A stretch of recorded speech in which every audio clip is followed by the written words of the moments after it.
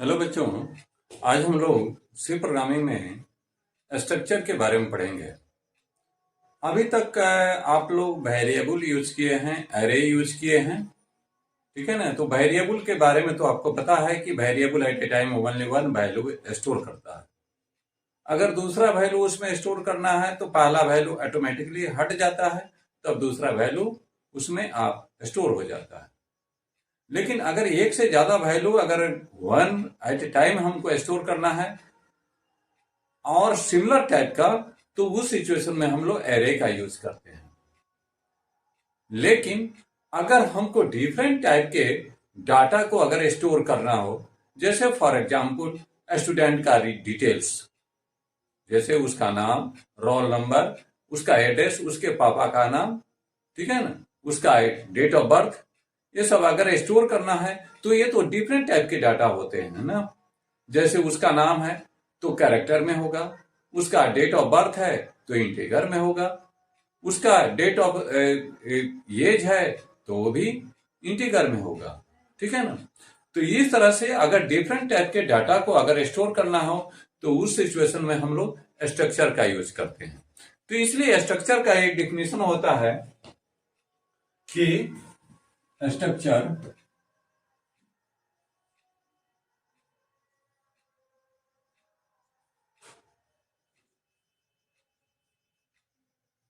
Structure is a structure is a collection of different type of data,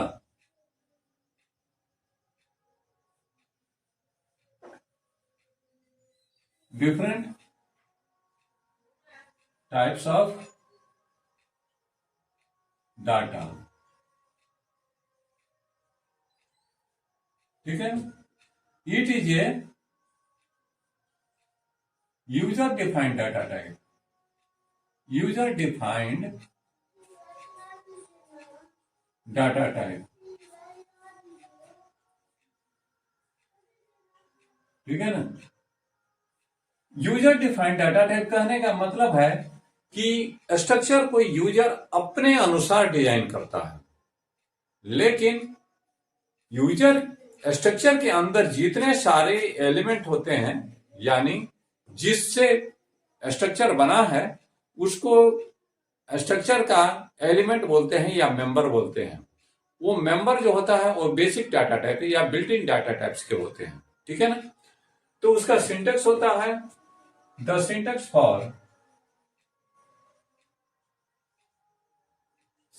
for declaring an array and array and structure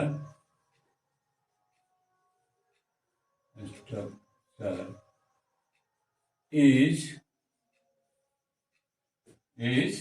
struct keyword लिख देते हैं, struct keyword लिख देते हैं, ठीक है ना। उसके बाद स्ट्रक्चर का नाम लिख देते हैं, स्ट्रक्चर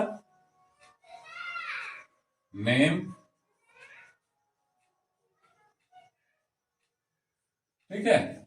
और उसके बाद कर्ली ब्रैसेस में इसके मेंबर्स हम असाइन करते हैं, डिक्लेयर करते हैं। तो मेंबर कैसे डिक्लेयर करते हैं, तो सबसे पहले डाटा टाइप होता है, डाटा टाइप, और उसके बाद एलिमेंट का नाम या मेंबर्स का नाम, मेंबर मेंबर वन, ठीक है ना। उसके बाद सेमीकोलन दे देते हैं। उसी तरह दूसरा जो मेंबर बनेगा उसका फिर डाटा टाइप हम देंगे, डाटा टाइप, और उसके बाद मेंबर टू कर देंगे, MEM टू। इस तरह से हमको जितने सारे मेंबर किसी स्ट्रक्चर का डिक्लेयर करना है उनको इसके अंदर एक कर्ली ब्रैसेस के अंदर हम डिक्लेयर कर देते हैं, और हर एलिमेंट के लास्ट में सेमीकोलन से हम क्लोज कर देते हैं, और फाइनली स्ट्रक्चर को सेमीकोलन से क्लोज कर देते हैं। ठीक है ना। अगर इस स्ट्रक्चर का अगर हमको वेरिएबल डिक्लेयर करना हो तो हम यहीं पर ये सेमीकोलन हटा के यहीं पर वेरिएबल डिक्लेयर कर देते हैं। ठीक है ना।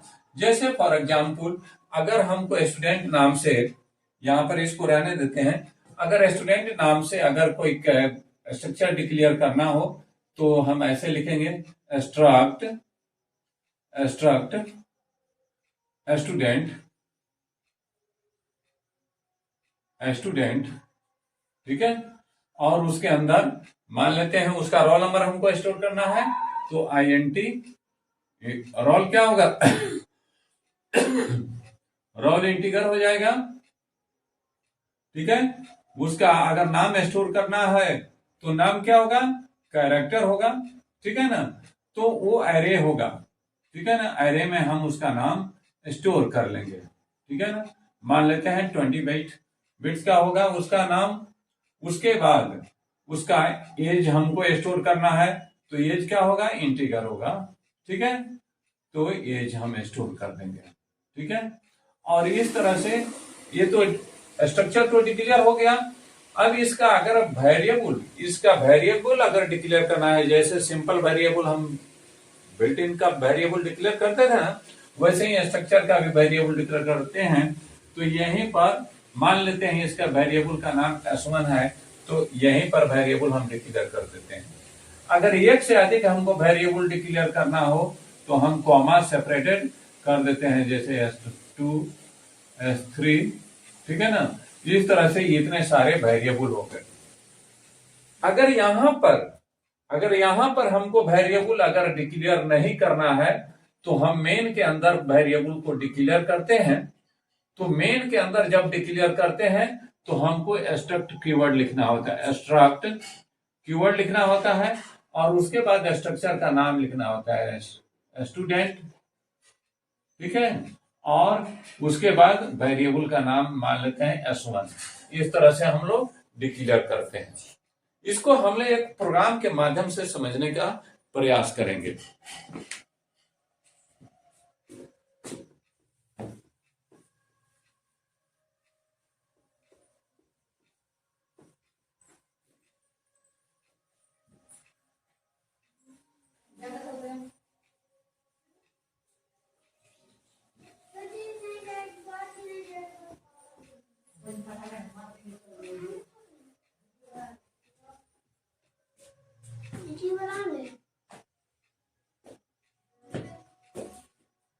क्वेश्चन लिखते हैं, write a program for creating a structure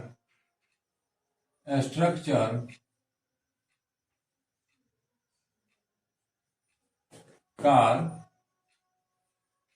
उसका हम ब्रांड स्टोर करना चाहते हैं, ब्रांड, मॉडल और ईयर हम स्टोर करना चाहते हैं। ठीक है। Write a program for creating structure in C language.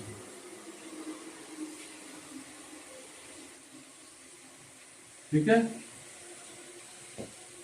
और प्रोग्राम हम करते हैं जैसे सिंपल जो प्रोग्राम हम लिखते थे वैसा ही लिखेंगे। यहां पर इंक्लूड stdio.h। ठीक है ना। और इसमें ये ब्रांड जो होगा, ब्रांड और मॉडल जो होगा वो स्ट्रिंग होगा। ठीक है। तो ये स्ट्रिंग को स्टोर करने के लिए हम यहाँ पर स्ट्रिंग हेडर फाइल को यूज कर रहे हैं। यहाँ पर स्ट्रिंग से संबंधित हमको काम करना है तो इसलिए स्ट्रिंग नाम का string.h। ठीक है ना। और हम तो चाहें तो स्ट्रक्चर को मेन के अंदर भी डिक्लेयर करेंगे तो, लेकिन मेन के अंदर ही काम करेगा तो हम उसको क्या करते हैं कि ग्लोबली डिक्लेयर कर देते हैं, यानी कि हेडर फाइल के जस्ट नीचे हमारा ऐसे ही डिक्लेयर कर देते हैं स्ट्रक्ट कार। ठीक है ना। और करली ब्रेसेस के अंदर हम अपना इसके अनुसार इसके एलिमेंट को डिक्लेयर करते हैं। कैर BRAND ब्रांड कितने कैरेक्टर का है? 20 कैरेक्टर का। ठीक है। दूसरा है मॉडल, ये भी कैर डाटा टाइप इसका होगा, तो इसको हम लिख देते हैं मॉडल 20। ठीक है ना। और ईयर है वो इंटीगर होगा, ईयर। ठीक है, ये हो गया। अब हम यहां पर सेमीकोलन से क्लोज हो गया। अब मेन का डिजाइनिंग करना शुरू करेंगे। मेन फंक्शन का INT मेन, हमको इस स्ट्रक्चर का वेरिएबल डिक्लेयर करना है, तो सबसे पहले हम क्या लिखेंगे? एब्स्ट्रैक्ट कीवर्ड लिखेंगे। एब्स्ट्रैक्ट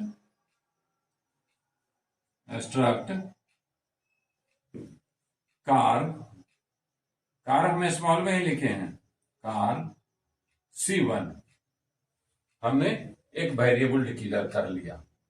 ठीक है ना। इस तरह से हम एक से अधिक भी डिक्लेयर कर सकते हैं। ठीक है ना। अब C1 को जो वैल्यू हमको असाइन करना है वो हम कुछ इस तरह से भी डिक्लेयर असाइन कर सकते हैं। C1 इक्वल टू, मान लेते हैं करली ब्रेसेस के अंदर देंगे, ब्रांड हम देते हैं मारुति।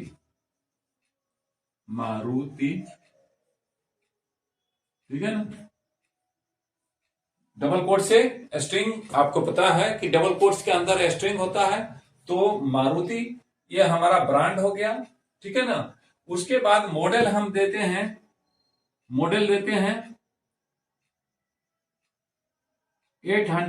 LX 800 हम दे देते हैं। ठीक है ना। मॉडल है LX 800। ठीक है ना। और इसका ईयर है 2020। ठीक है। उसके बाद हम करली ब्रेसेस से इसको क्लोज कर देंगे। ठीक है। अब ये इसमें एक सावधानी बरतना होगा कि जिस ऑर्डर में मेंबर होंगे उसी ऑर्डर में वैल्यू को असाइन करना होगा। जैसे यहां पर ब्रांड पहले है, तो हमने क्या किया? ब्रांड यहां पर असाइन कर दिया। उसके बाद मॉडल है, तो यहां पर मॉडल दे दिया और कॉमा दे रहे हैं। उसके बाद ईयर है तो ईयर दे देंगे। ठीक है ना। ये हो गया हार्ड कोडिंग, यानी कि जब भी प्रोग्राम को रन कराएंगे तो ब्रांड में मारुति, उसको मॉडल में LX 800 और ईयर में 2020 डिस्प्ले करेगा। इसको कहते हैं हार्ड कोडिंग। लेकिन हमको सॉफ्ट कोडिंग के भी माध्यम से काम करने को जानना चाहिए। ठीक है ना। तो इसको हम डिस्प्ले करा दे रहे हैं, तो इसको तो सिंपली जैसे आप प्रिंटअप से डिस्प्ले कराते हैं वैसे ही करा सकते हैं। ठीक है ना। यहां पर डबल कोट्स के अंदर %s, आपको पता है स्ट्रिंग के लिए %s का यूज किया जाता है। ठीक है ना। %s कर देंगे। ठीक है। उसके अलावा इसमें टैब दे देते हैं, टैब की स्पेस पर जाएगा। ठीक है ना। उसके बाद %s मॉडल के लिए दे देते हैं। उसके बाद %t दे देते हैं, और ईयर के लिए, चूंकि ईयर हमारा इंटीगर है तो ये हो गया। ठीक है ना। कॉमा, और उसके बाद हम दे देते हैं ब्रांड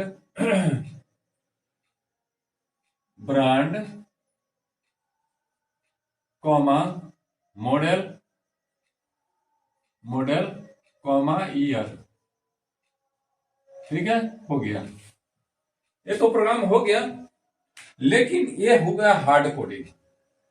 अब हमको सॉफ्ट कोडिंग, यानी यूजर जो देगा उसी को डिस्प्ले करना होता है। उसके लिए हम क्या करेंगे? तो फिर से ये काम हो गया, हमने स्ट्रक्चर क्रिएट किया, उसमें वैल्यू असाइन किया और उसके बाद प्रिंट करा दिया। लेकिन अब हम कह रहे हैं कि नहीं, यूजर अपना वैल्यू देगा, ये हार्ड कोडिंग नहीं चलेगा, हमको सॉफ्ट कोडिंग करना चाहिए। तो उसके लिए सबसे पहले हम क्या करते हैं? मैसेज डिस्प्ले कराते हैं। Inter brand comma model comma year.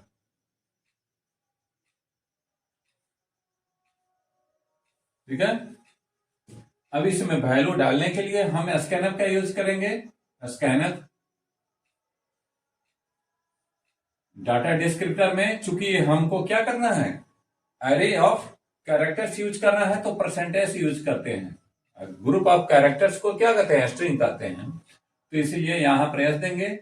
फिर दोबारा मॉडल भी है, वो क्या है, स्ट्रिंग है। और तीसरा ईयर है, तो ईयर का दे देंगे। ईयर के लिए परसेंट डी होता है, ठीक है। उसके बाद डबल कोट से क्लोज कर देंगे।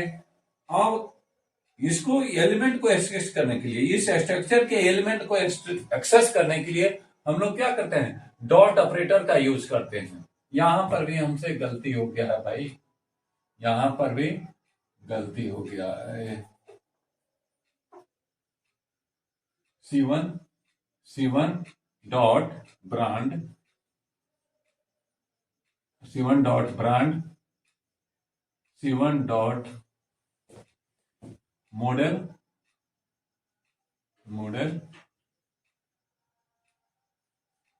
C1 डॉट ईयर, ऐसे होगा, ठीक है। यहां पर हम क्या करेंगे, यहां पर C1 एड्रेस ऑपरेटर लगा के, एड्रेस ऑपरेटर स्कैनफ के साथ एड्रेस ऑपरेटर हम देते हैं। C1 dot brand,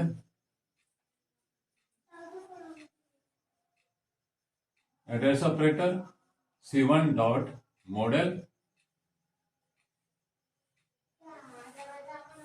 comma address operator C1 dot year, ठीक है। वैल्यू हमारा स्टोर हो जाएगा, ठीक है।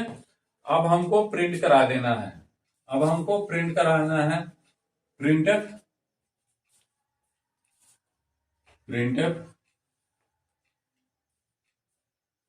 वैल्यूज आर,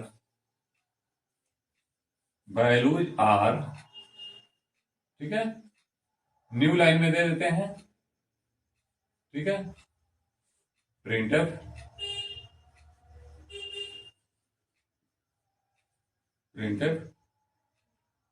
%s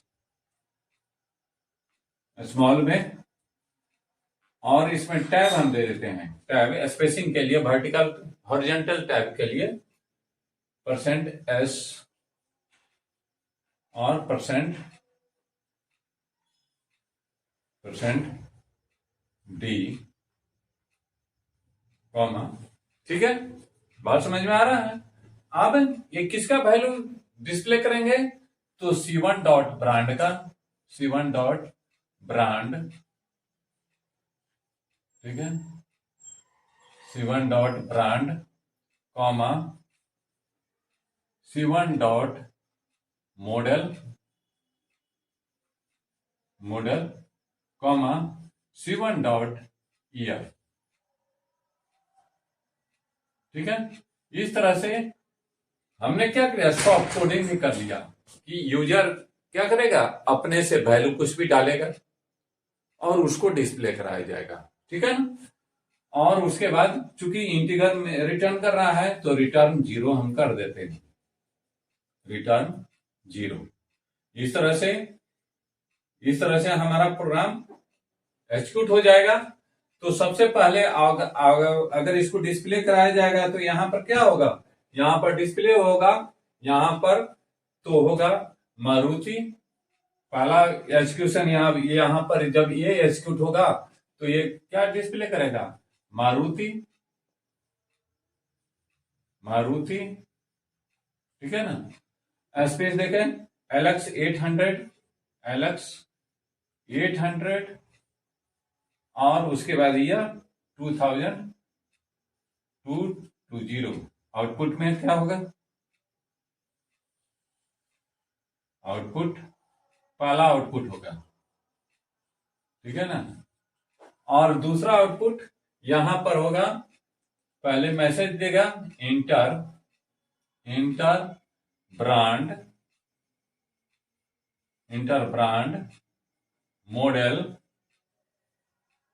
मॉडल और ईयर, ठीक है ना।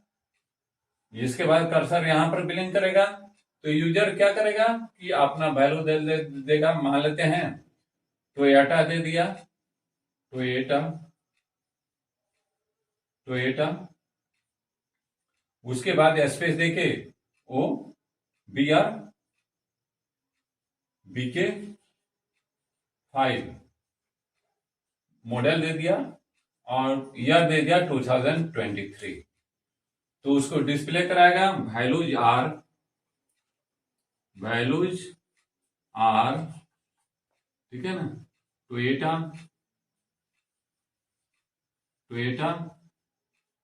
BK 5 2020।